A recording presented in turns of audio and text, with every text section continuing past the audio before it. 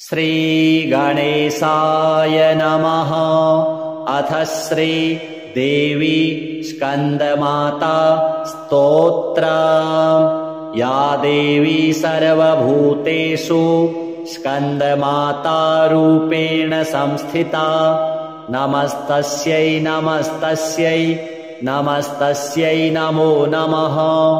सिंहासनगता नित्यम् पद्माश्रितकरद्वया, शुभदास्तु सदा देवी स्कन्दमाता यशस्विनी। वन्दे वाञ्छितकामार्थे चन्द्रार्धकृतशेखराम्, सिंहारूढा चतुर्भुजा स्कन्दमाता यशस्विनी। देवी त्वं ध्यायिता इन्द्रे, पूजिता शिवशङ्करे। कृष्णेन संस्तुता देवो स्कन्दमाता नमो नमः। सावित्री पतिमाराध्य वासुकै सेविता भृशम्, तेषां सन्तुक्षते देवी स्कन्दमाता नमो नमः। पद्माम्बरधरा देवी पद्मद्रह निवासिनी, पद्मायुधधरा नित्यम् स्कन्दमाता नमो नमः। यस्यां प्रसन्नतां माता तस्यो दारिद्र्यनाशिनी, जयत्वं सुखदाता च स्कन्दमाता नमो नमः। देवी दारिद्र्यदग्धाहं तन्मे शङ्करी भव, चिन्तिता वरदाता च स्कन्दमाता नमो नमः।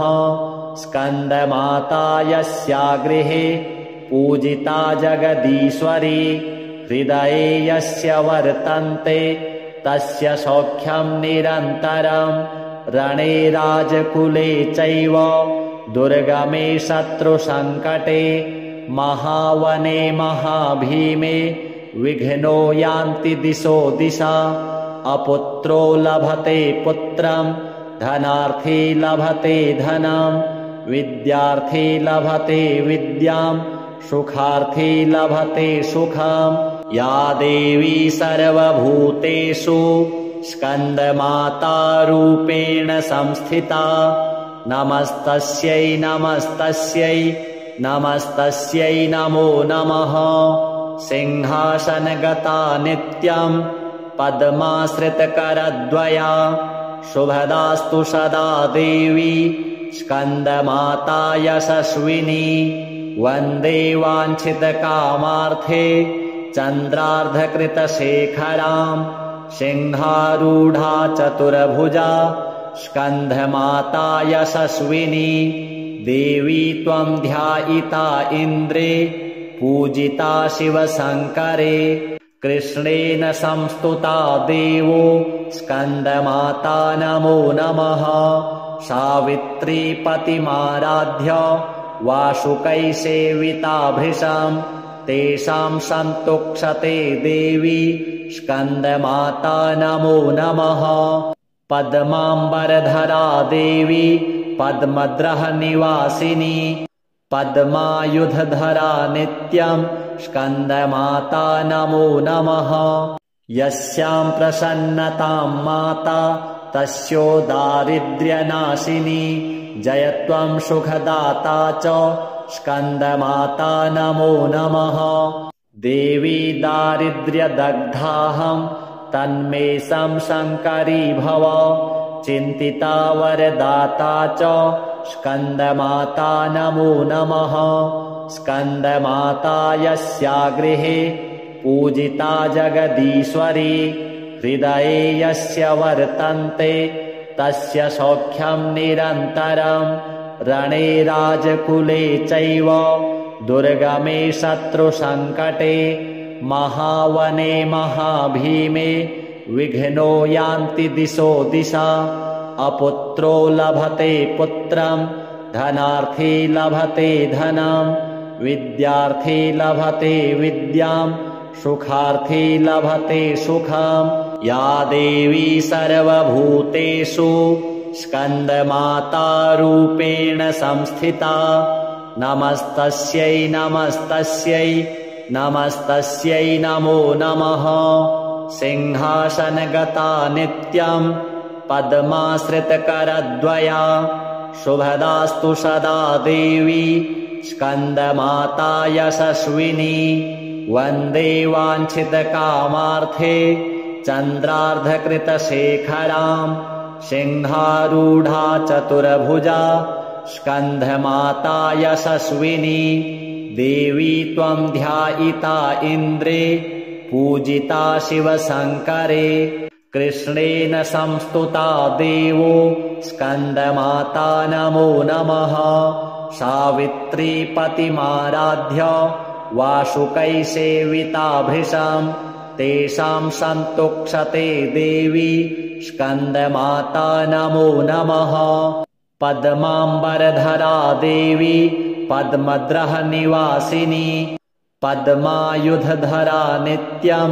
स्कन्दमाता नमो नमः यस्यां प्रसन्नतां माता तस्यो दारिद्र्यनाशिनी जयत्वं सुखदाता च स्कन्दमाता नमो नमः देवी दारिद्र्यदग्धाहं तन्मे शङ्करी भव चिन्तिता वरदाता च स्कन्दमाता नमो नमः स्कन्दमाता यस्या गृहे पूजिता जगदीश्वरी हृदये यस्य वर्तन्ते तस्य सौख्यं निरन्तरं रणे राजकुले चैव दुर्गमे शत्रुसङ्कटे महावने महाभीमे विघ्नो यान्ति दिशो दिशा अपुत्रो लभते पुत्रं धनार्थी लभते धनं विद्यार्थी लभते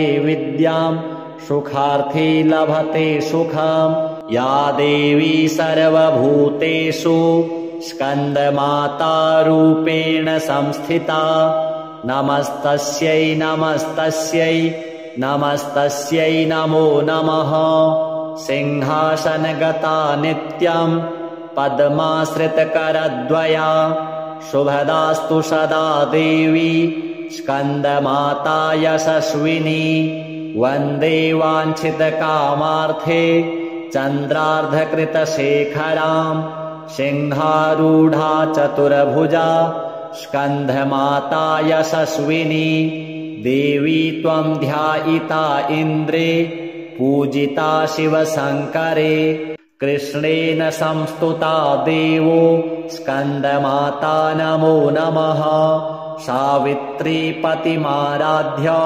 वासुकैः सेविता भृशं तेषां सन्तुक्षते देवी स्कन्दमाता नमो नमः पद्माम्बरधरा देवी पद्मद्रहनिवासिनी पद्मायुधधरा नित्यं स्कन्दमाता नमो नमः यस्यां प्रसन्नतां माता तस्यो दारिद्र्यनाशिनी जयत्वं सुखदाता च स्कन्दमाता नमो नमः देवी दारिद्र्यदग्धाहं तन्मे शङ्करी भव चिन्तिता वरदाता च स्कन्दमाता नमो नमः स्कन्दमाता यस्या गृहे पूजिता जगदीश्वरी हृदये यस्य वर्तन्ते तस्य सौख्यं निरन्तरं रणे राजकुले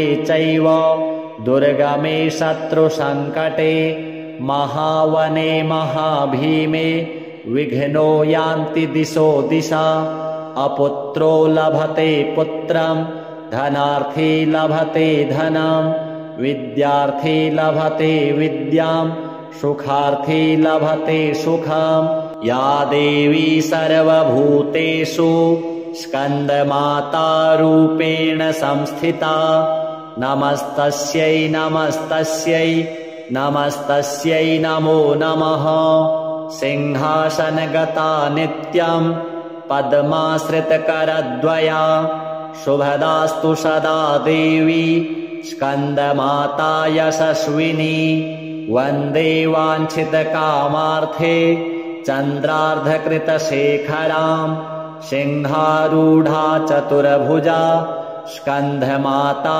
यशस्विनी देवी त्वं ध्यायिता इन्द्रे पूजिता शिवशङ्करे कृष्णेन संस्तुता देवो स्कन्दमाता नमो नमः सावित्री पतिमाराध्य वासुकै सेविता भृशं तेषां सन्तुक्षते देवी स्कन्दमाता नमो नमः पद्माम्बरधरा देवी पद्मद्रः निवासिनी पद्मायुधधरा नित्यं स्कन्दमाता नमो नमः यस्यां प्रसन्नतां माता तस्यो दारिद्र्यनाशिनी जयत्वं सुखदाता च स्कन्दमाता नमो नमः देवी दारिद्र्यदग्धाहं तन्मे शङ्करी भव चिन्तिता वरदाता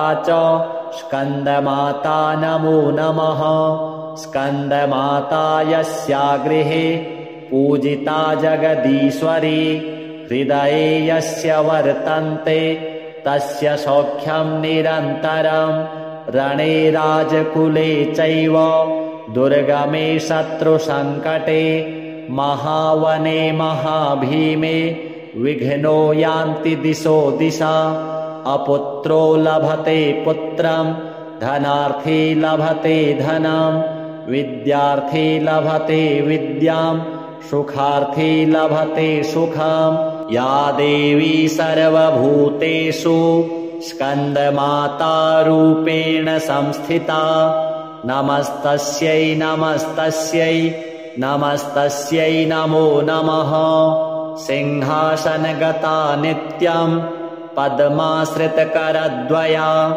शुभदास्तु सदा देवी स्कन्दमाता यशस्विनी वन्दे वाञ्छितकामार्थे चन्द्रार्धकृतशेखरां सिंहारूढा चतुर्भुजा स्कन्दमाता यशस्विनी देवी त्वं ध्यायिता इन्द्रे पूजिता शिवशङ्करे कृष्णेन संस्तुता देवो स्कन्दमाता नमो नमः सावित्री पतिमाराध्य वासुकै सेविता भृशं तेषां सन्तुक्षते देवी स्कन्दमाता नमो नमः पद्माम्बरधरा देवी पद्मद्रः निवासिनी पद्मायुधधरा नित्यं स्कन्दमाता नमो नमः यस्यां प्रसन्नतां माता तस्यो दारिद्र्यनाशिनी जयत्वं सुखदाता च स्कन्दमाता नमो नमः देवी दारिद्र्यदग्धाहं तन्मे शङ्करी भव चिन्तिता वरदाता च स्कन्दमाता नमो नमः स्कन्दमाता यस्या गृहे पूजिता जगदीश्वरी हृदये यस्य वर्तन्ते तस्य सौख्यं निरन्तरं रणे राजकुले चैव दुर्गमे शत्रुसङ्कटे महावने महाभीमे विघ्नो यान्ति दिशो दिशा अपुत्रो लभते पुत्रं धनार्थी लभते धनं विद्यार्थी लभते विद्यां सुखार्थी लभते सुखं या देवी सर्वभूतेषु स्कन्दमाता रूपेण संस्थिता नमस्तस्यै नमस्तस्यै नमस्तस्यै नमो नमः सिंहासनगता नित्यं पद्माश्रितकरद्वया शुभदास्तु सदा देवी स्कन्दमाता यशस्विनी वन्दे वाञ्छितकामार्थे चन्द्रार्धकृतशेखरां सिंहारूढा चतुर्भुजा स्कन्दमाता यशस्विनी देवी त्वं ध्यायिता इन्द्रे पूजिता शिवशङ्करे कृष्णेन संस्तुता देवो स्कन्दमाता नमो नमः सावित्री पतिमाराध्य वासुकै सेविता भृशं तेषां सन्तुक्षते देवी स्कन्दमाता नमो नमः। पद्माम्बरधरा देवी पद्मद्रहनिवासिनी पद्मायुधधरा नित्यं स्कन्दमाता नमो नमः। यस्यां प्रसन्नतां माता तस्यो दारिद्र्यनाशिनी जयत्वं सुखदाता च स्कन्दमाता नमो नमः। देवी दारिद्र्यदग्धाहं तन्मे संशङ्करी भव चिन्तिता वरदाता च स्कन्दमाता नमो नमः। स्कन्दमाता यस्या गृहे पूजिता जगदीश्वरी हृदये यस्य वर्तन्ते तस्य सौख्यं निरन्तरं रणे राजकुले चैव दुर्गमे शत्रुसङ्कटे महावने महाभीमे विघ्नो यान्ति दिशो दिशा। अपुत्रो लभते पुत्रं धनार्थी लभते धनं विद्यार्थी लभते विद्यां सुखार्थी लभते सुखं। या देवी सर्वभूतेषु स्कन्दमाता रूपेण संस्थिता नमस्तस्यै नमस्तस्यै नमस्तस्यै नमो नमः। सिंहासनगता नित्यं पद्माश्रितकरद्वया शुभदास्तु सदा देवी स्कन्दमाता यशस्विनी। वन्दे वाञ्छितकामार्थे चन्द्रार्धकृतशेखरां सिंहारूढा चतुर्भुजा स्कन्दमाता यशस्विनी। देवी त्वं ध्यायिता इन्द्रे पूजिता शिवशङ्करे कृष्णेन संस्तुता देवो स्कन्दमाता नमो नमः। सावित्री पतिमाराध्य वासुकै सेविता भृशं तेषां सन्तुक्षते देवी स्कन्दमाता नमो नमः। पद्माम्बरधरा देवी पद्मद्रहनिवासिनी पद्मायुधधरा नित्यं स्कन्दमाता नमो नमः। यस्यां प्रसन्नतां माता तस्यो दारिद्र्यनाशिनी जयत्वं सुखदाता च स्कन्दमाता नमो नमः। देवी दारिद्र्यदग्धाहं तन्मे संशङ्करी भव चिन्तिता वरदाता च स्कन्दमाता नमो नमः। स्कन्दमाता यस्या गृहे पूजिता जगदीश्वरी हृदये यस्य वर्तन्ते तस्य सौख्यं निरन्तरं रणे राजकुले चैव दुर्गमे शत्रुसङ्कटे महावने महाभीमे विघ्नो यान्ति दिशो दिशा। अपुत्रो लभते पुत्रं धनार्थी लभते धनं विद्यार्थी लभते विद्यां सुखार्थी लभते सुखं। या देवी सर्वभूतेषु स्कन्दमाता रूपेण संस्थिता नमस्तस्यै नमस्तस्यै नमस्तस्यै नमो नमः। सिंहासनगता नित्यं पद्माश्रितकरद्वया शुभदास्तु सदा देवी स्कन्दमाता यशस्विनी। वन्दे वाञ्छितकामार्थे चन्द्रार्धकृतशेखरां सिंहारूढा चतुर्भुजा स्कन्दमाता यशस्विनी। देवी त्वं ध्यायिता इन्द्रे पूजिता शिवशङ्करे कृष्णेन संस्तुता देवो स्कन्दमाता नमो नमः। सावित्री पतिमाराध्य वासुकै सेविता भृशं तेषां सन्तुक्षते देवी स्कन्दमाता नमो नमः। पद्माम्बरधरा देवी पद्मद्रहनिवासिनी पद्मायुधधरा नित्यं स्कन्दमाता नमो नमः। यस्यां प्रसन्नतां माता तस्यो दारिद्र्यनाशिनी जयत्वं सुखदाता च स्कन्दमाता नमो नमः। देवी दारिद्र्यदग्धाहं तन्मे शङ्करी भव। चिन्तिता वरदाता च स्कन्दमाता नमो नमः। स्कन्दमाता यस्या गृहे पूजिता जगदीश्वरी, हृदये यस्य वर्तन्ते तस्य सौख्यं निरन्तरं। रणे राजकुले चैव दुर्गमे शत्रुसङ्कटे, महावने महाभीमे विघ्नो यान्ति दिशो दिशा।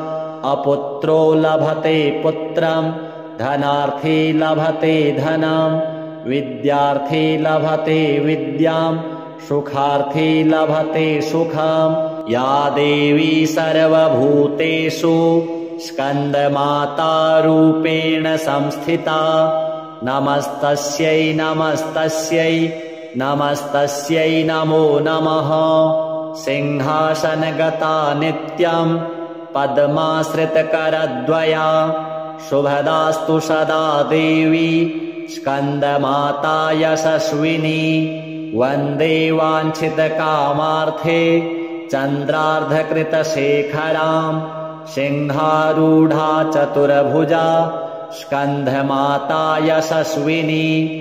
देवी त्वं ध्यायिता इन्द्रे पूजिता शिवशङ्करे, कृष्णेन संस्तुता देवो स्कन्दमाता नमो नमः। सावित्री पतिमाराध्य वासुकै सेविता भृशं, तेषां सन्तुक्षते देवी स्कन्दमाता नमो नमः। पद्माम्बरधरा देवी पद्मद्रहनिवासिनी, पद्मायुधधरा नित्यं स्कन्दमाता नमो नमः। यस्यां प्रसन्नतां माता तस्यो दारिद्र्यनाशिनी, जयत्वं सुखदाता च स्कन्दमाता नमो नमः। देवी दारिद्र्यदग्धाहं तन्मे शङ्करी भव। चिन्तिता वरदाता च स्कन्दमाता नमो नमः। स्कन्दमाता यस्या गृहे पूजिता जगदीश्वरी, हृदये यस्य वर्तन्ते तस्य सौख्यं निरन्तरं।